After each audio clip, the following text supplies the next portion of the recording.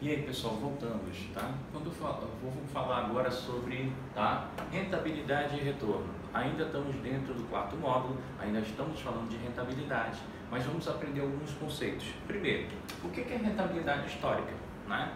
Rentabilidade histórica é uma falha comum dos investidores. Qual? Todo investidor, na hora que vai investir, ele tende a olhar para o ano passado ou para os anos anteriores, né? Quais foram os melhores investimentos? Isso é o maior erro que o investidor faz, né? Porque quando o investidor ele olha para o passado, quando o investidor ele puxa com uma análise de investimento fatos que aconteceram no passado, ele vai se prender a um princípio que nós já conhecemos como profissionais, né, do ramo financeiro, tá? Rentabilidade passada não é garantia de retorno futuro, tá? Então, rentabilidade passada não é garantia de retorno futuro. Isso significa o quê? Que se eu olho lá em 2018 e descubro que um fundo rende 90% do CDI, não, vou falar assim, vamos falar aqui, 2014, e digo que o fundo rende 100% do CDI, é diferente de eu dizer hoje, 2019, e dizer para vocês que um fundo de investimento está rendendo 100% do CDI. Aí você deve estar me dizendo bem assim, pô, é a mesma taxa, 100%, 100%. Só que a gente tem um problema. Qual é o problema? 100% do CDI em 2014 não é igual à mesma taxa de 2019. 100% do CDI em 2014 o CDI ele girava por volta de 0,8%, né? Mais ou menos 1%. Porque a nossa taxa de juros na época, a Selic, era 14,75%. Né? Hoje, o CDI, né, ele está girando em torno de 0,5%. Tá? Hoje, a nossa taxa Selic ela é igual de 6,5% ao ano. Tá?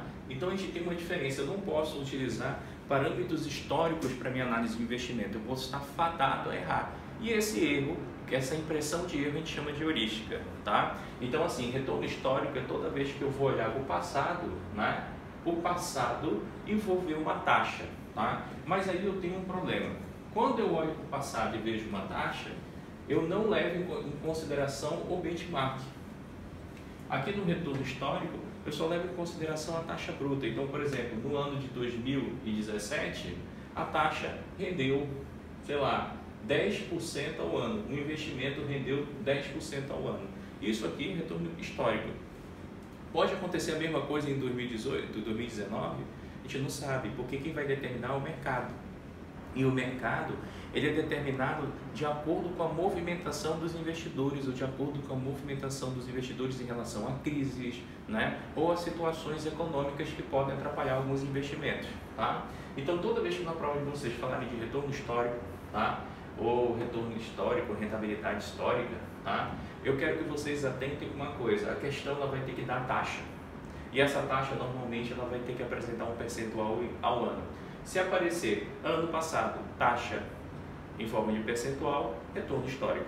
Agora, quando eu falo de retorno relativo, a ideia é a mesma, só que aqui eu tenho uma influência de benchmarks, como CDI, o Ibovespa, né? O Ibov, o IBRX.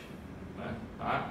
Então, se eu digo para vocês, olha, ano passado o fundo de investimento rendeu 90% do CDI, ano retrasado o fundo de investimento rendeu 15% do CDI, então eu estou falando da rentabilidade relativa. Então, assim, em contexto histórico, o investidor jamais na vida dele, ele deverá utilizar eventos passados para justificar o que ele vai investir hoje. Ele tem que olhar a economia, como ela se comporta hoje. E mesmo você utilizando de todos os todos os parâmetros, né, para análise de investimentos, para mensurar o risco deles hoje, você ainda pode ter uma surpresa, porque o mercado ele é igual um ser humano, ele é imprevisível, né? Então, para você não ser pego de surpresa, você tem que estar alocado de forma diversificada na sua carteira, tá? E nós vamos conversar sobre isso.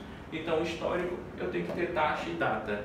Relativo, eu tenho que ter benchmark, tá? Ficamos aqui